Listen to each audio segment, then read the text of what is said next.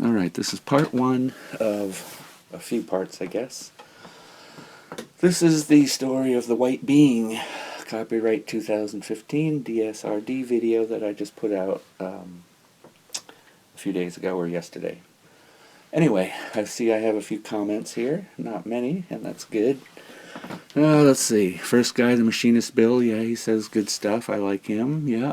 And USMC is a pal of mine. He says, wow, yep, you're true, you're right there. And we got MDDDDDDDDD58, and he sounds like a cool guy. He wants to hear more of the story, and John Fulton does. All right, but there's only one nasty guy here, and that's How About the Truth, and he's an idiot, so I won't even talk about him. But just for his benefit, he might benefit by listening to this, and so here we go.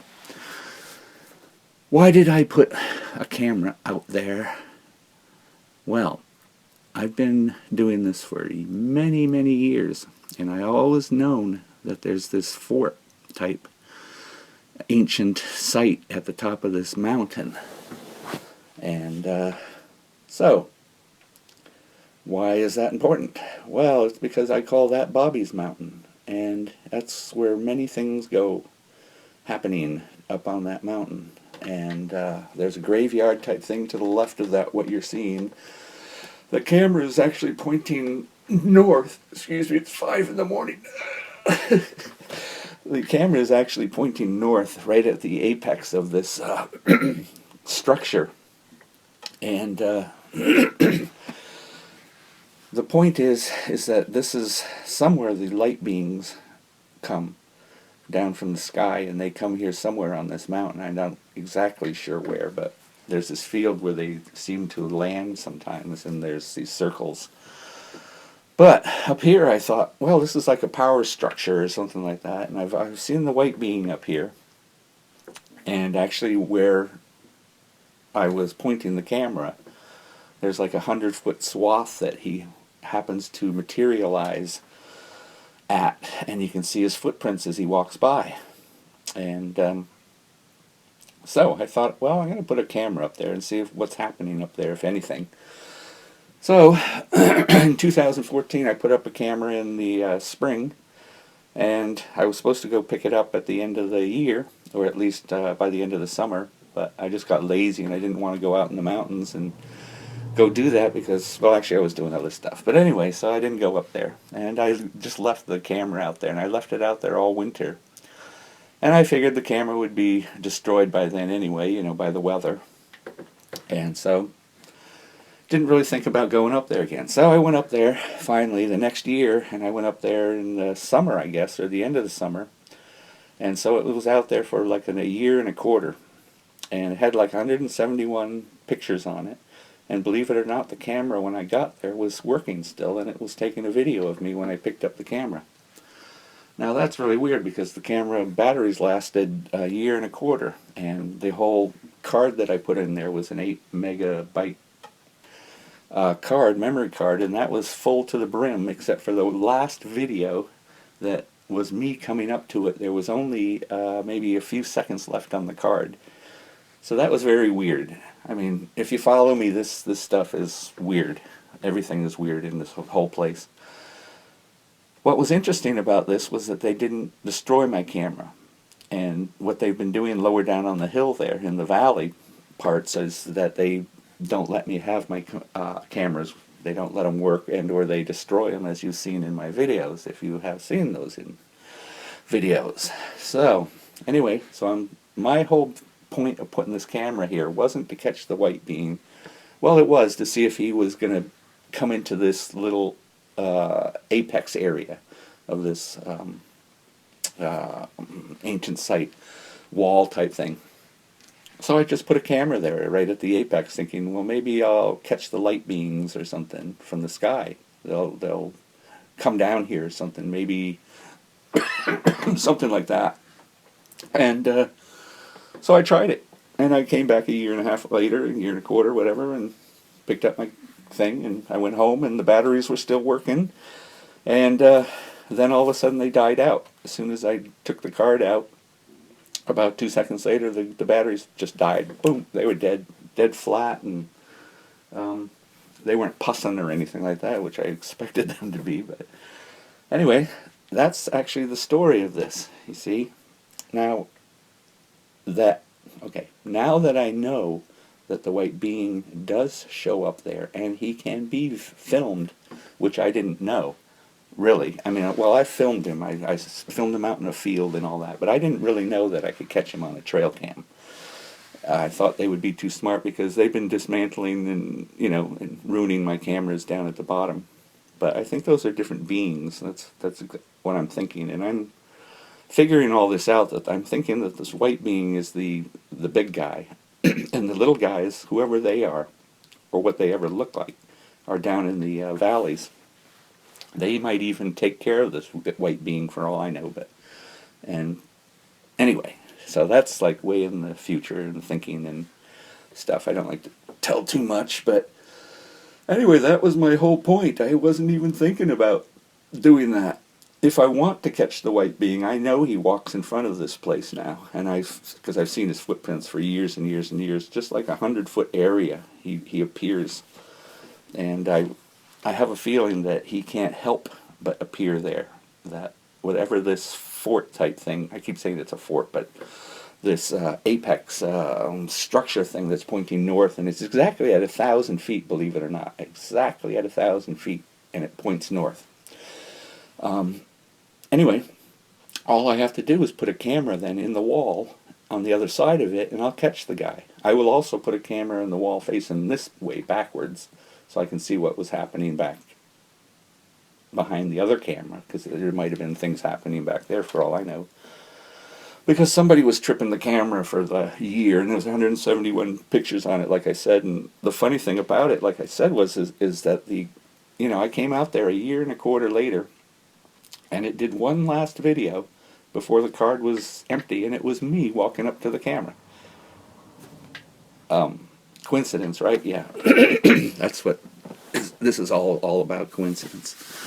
Anyway, that is why the camera was not pointing out further down, because I wasn't trying to catch the white being.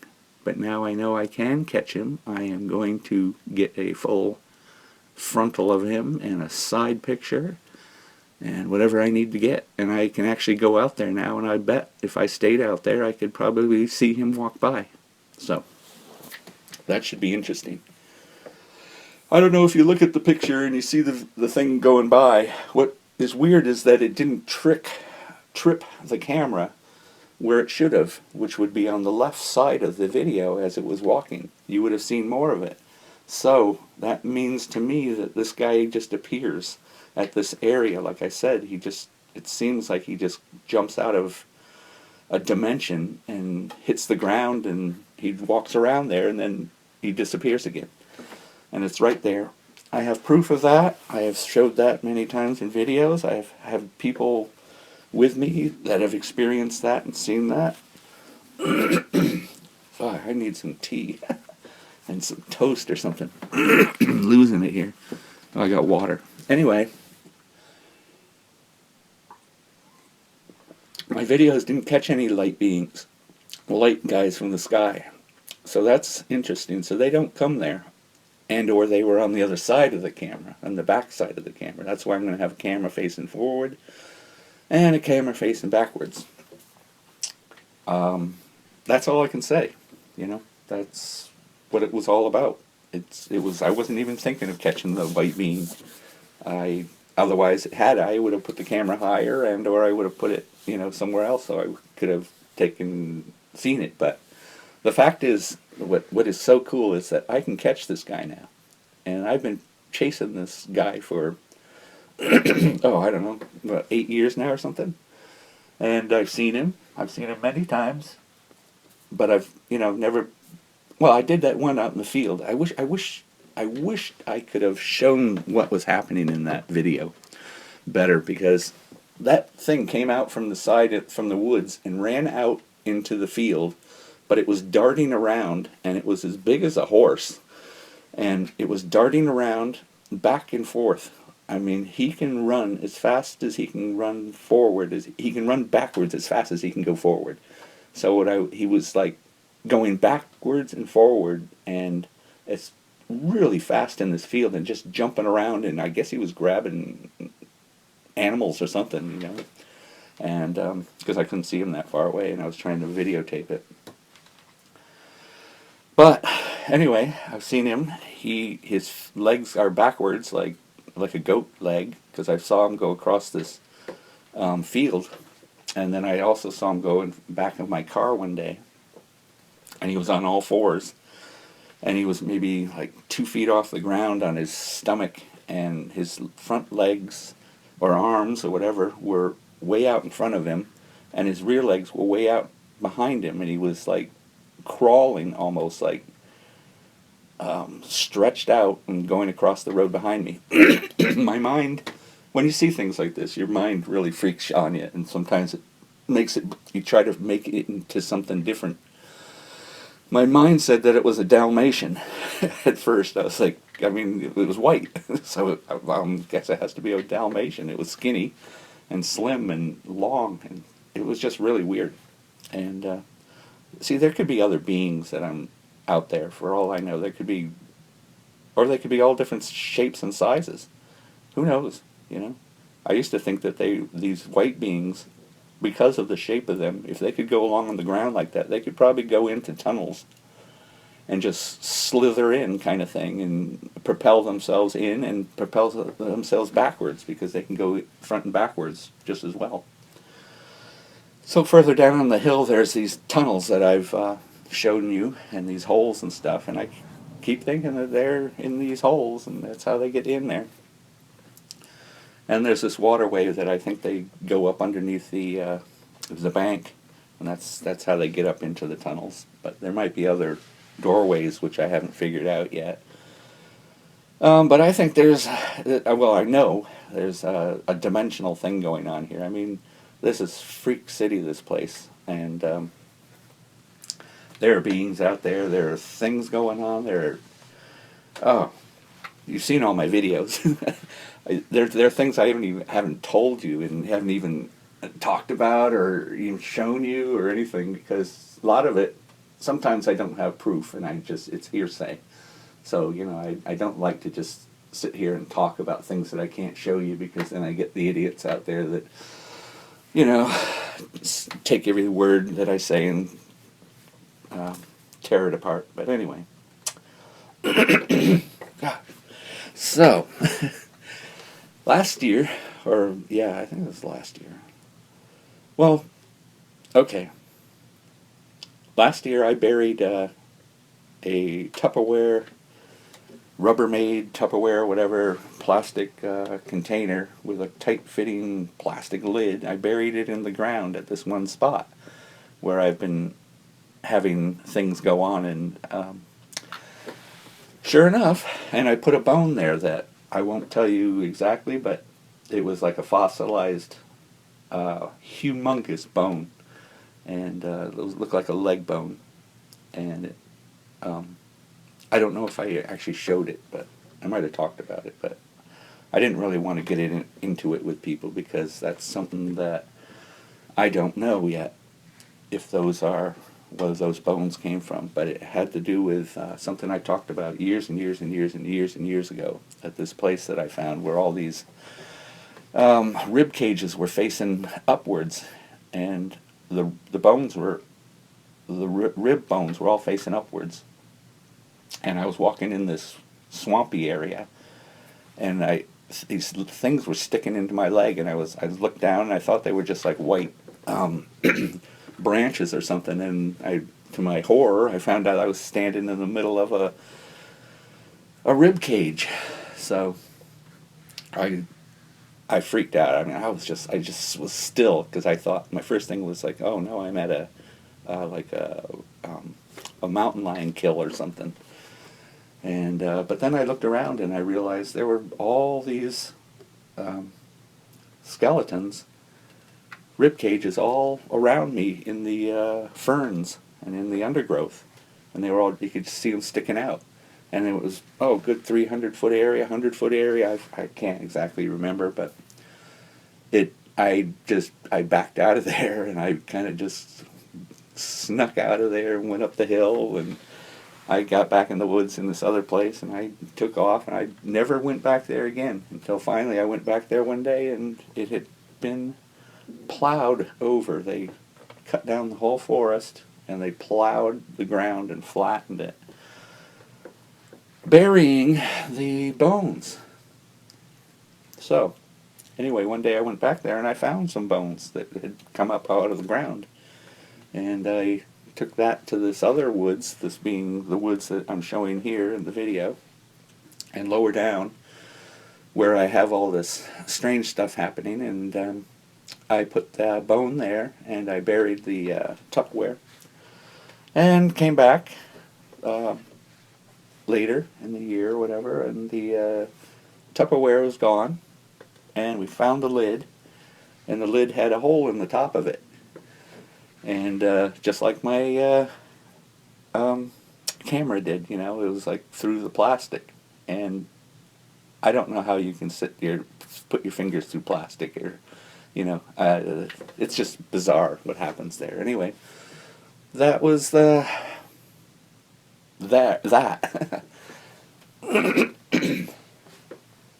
So anyway, let's get back to this. I'll finish this off.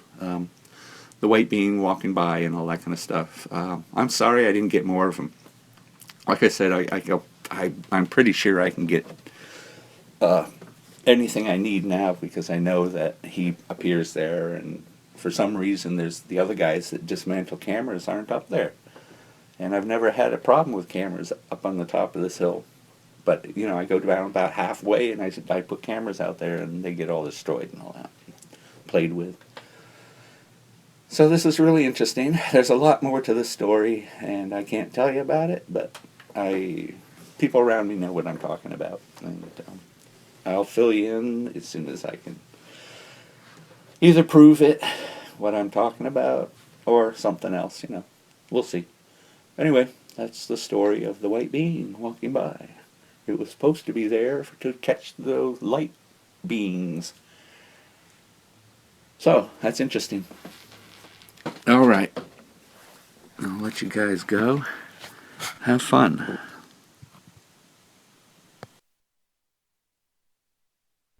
All right. Let me just add this now that I have my coffee. Well, I don't drink coffee. I drink tea. I'm a British tea drinker, and I'm a American British. Anyway, let's see, what was I going to... Oh, I was just going to say this really quick, that from what I found out about Bigfoot is, for one thing, when you hear him, he sounds like an elephant coming through the woods, and he appears in this dimension. He doesn't live here. He appears here. And from every time I've come across him, he just appears, and then he disappears.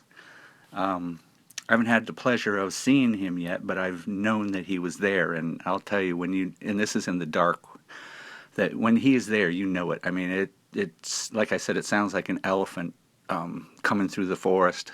I've had people with me that have said it sounded like a vehicle coming through the forest, like a big truck or something. You couldn't hear the sound of the truck, but you could hear the crashing. But in the times that I've experienced this, and another friend who's had experiences with these guys, they just appear, just out of wherever, out of the air. And I think it's like what the Native Americans say, that they are from a different dimension and they can go interdimensional. If that is a reality, who knows, you know? And maybe I'll be able to prove it this year and join them in their reality or whatever. I'm going to try my best to carry on with what I'm doing, and that's what I'm going to do. I'm going to try to meet him and this white being and the other guys, and I know where to be, and I'm going to be there, and if they show up, it's going to be fun. Oh, and some other guy was saying something about, you know, that I have all this weaponry on me. Yeah, sometimes I do, you know, and you're out in the wilds of the wilds, you know. you'd be stupid not to have a gun on you or something. As for Sasquatch and all that, they don't give a rat's ass if we have guns on us or not.